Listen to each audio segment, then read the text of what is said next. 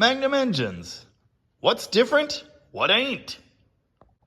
I've done various videos on Magnum swapping older vehicles, and there's been a lot of interest in that. I am going to install this one, or another one, in that 79 pickup out there. That's coming. Don't worry. There will be a guide. There will be wiring. There will be mounting. All the things you need to know. It's going to happen. But since I have this sitting here, I thought I'd take this opportunity to point out some similarities and differences between a Magnum and an LA. Let's start with similarities. It's best to think of the Magnum as a slightly modified LA with a different head on top and a fuel injection system here. If you were to put two naked blocks next to each other, one Magnum and one LA, they're almost identical. That bolt pattern is the same. The timing cover bolt pattern down there is the same. The oil pan bolting is the same, and if we're talking 360s, the oil pan mounting is the same. 318s have a larger rear seal area on that cap. 318 Magnums do not. You'll notice this is the same as a 360, even though it's a 318 Magnum. These mount ears, basically the same. Although early LA engines are slightly different, mostly on the passenger side. Oh, there are two different widths here between 318 and 360 LA. Magnums are all the same, I believe. And I believe they are all going to be the same as 360. If you were so inclined, you could put a Magnum crank in an LA and vice versa. You could put a flat tappet cam in a Magnum roller cam block, if you were so inclined. That's how similar they are. They are darn near the same.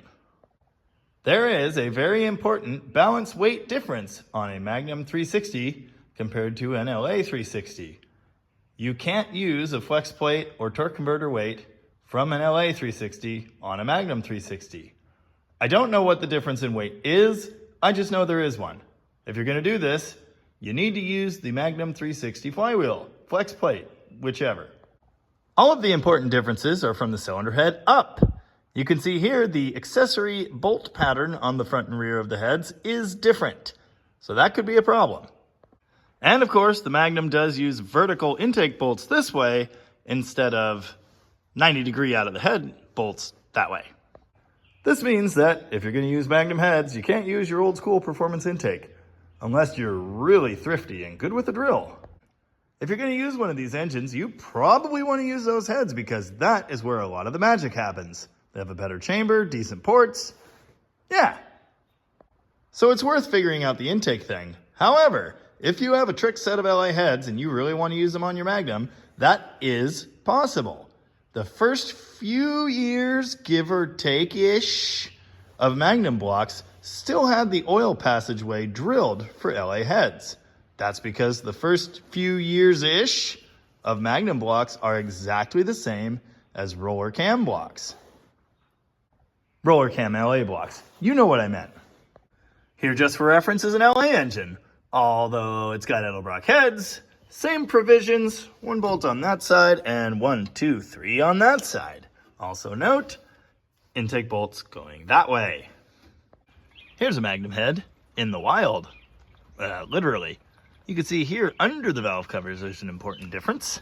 Individually mounted rockers. Just like a Chevrolet. You can also see here the 10-bolt valve cover mounting pattern. The Magnum engine uses a 10-bolt valve cover with a much nicer sealing setup than the old LA. However, interesting note, the old LA 5-bolt cover can bolt onto a Magnum with those two holes and the 3. That was nice of them. Here's a look at the LA's 5-bolt cover. Note, it is not straight on the end like a Magnum, it has this shape to it, but apparently it works just fine. Many people have done it. I haven't myself, but I know it works. Exhaust manifold mounting pattern, exactly the same. The ports,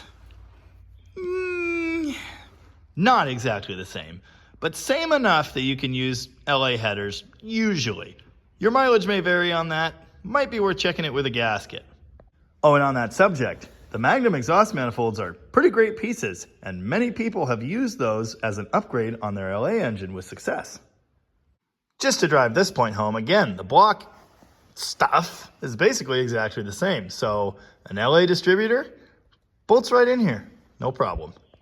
And there's the exhaust mounting on the LA. Again, the same-ish. Accessory drive. What you can use depends on what timing cover you bolt on the engine. This obviously is the Magnum cover. It allows you to use this big crazy thing, which mounts the alternator and AC if you have it.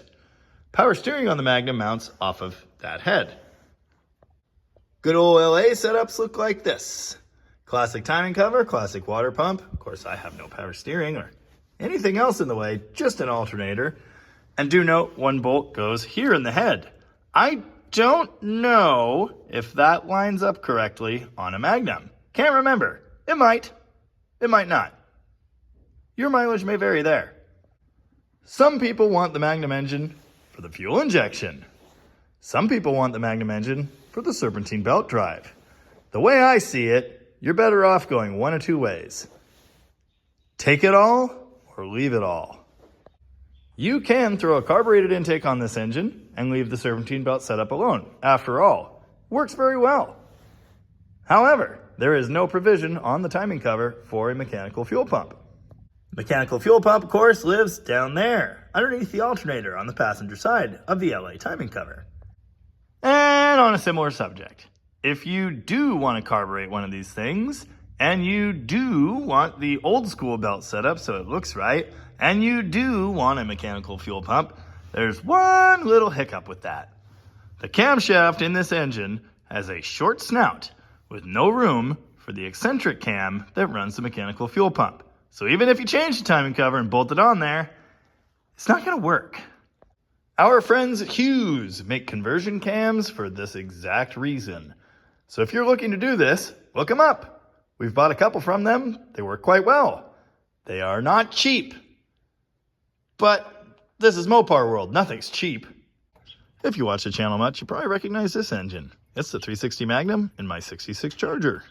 As you can see, I installed it complete. The serpentine belt setup, the fuel injection, everything's here.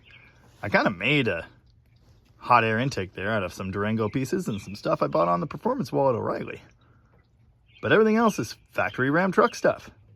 At least, until you get to the transmission. Oh yes, note here, this is the non-AC accessory bracket. Doesn't have the crossover piece. Of course, you can just use the other one and leave the compressor off. It works exactly the same. You'll see here, factory Ram truck power steering on the bracket, which made it so the battery didn't fit anymore. Ram truck alternator, Ram truck clutch fan, everything is present. You can see here the wiring I added to make this work. We will cover this in a future video. Actually, now that I've done the stick swap, at least a third of it's extra. This swap was made incredibly easy because a set of poly mounts from a 1966 Coronet bolted right onto this engine and it dropped right in here. I did have to do a little spacer action on the driver's side, but other than that, no problem. Note while we're looking how well everything fits in this car. Fits under the hood fine. It doesn't hit the steering. It's like they wanted me to do this. In my case, this setup works very well. I will say, now that I've swapped a stick in it, I'm kind of finding the power limitations. I'm tempted to put a carburetor on it, or maybe one of those fancy performance intake manifolds. But they cost more than the car's worth, so more on that later. Oh, and if you're curious how I put an A833 4-speed behind a Magnum engine with the factory fuel injection, go watch my video series on the 3-pedal solution. I'll fill you in. Old LA engines like this 340 and my Demon are pretty fantastic. But if you want to do a budget performance build, a 360 Magnum is a fantastic place to start. It's a good cylinder head. They use a great ring package. You can routinely open them up over 200,000 miles and still see cross-hatching in the cylinders. They don't wear like they did back in the bad old days. And usually, you can clean them up and put them back together with stock pieces. Kind of cool. Hopefully this video has helped you understand the differences between the two and some of the things you're going to have to do when you try to bolt it into your old car. It's not a lot. I do plan to do a 360 Magnum performance build. Heck, the block's sitting on an engine stand right now, but, you know, too many projects and not enough time or money or desire not to sleep. So, anyway, Feel free to get to work putting a Magnum in your old hot rod.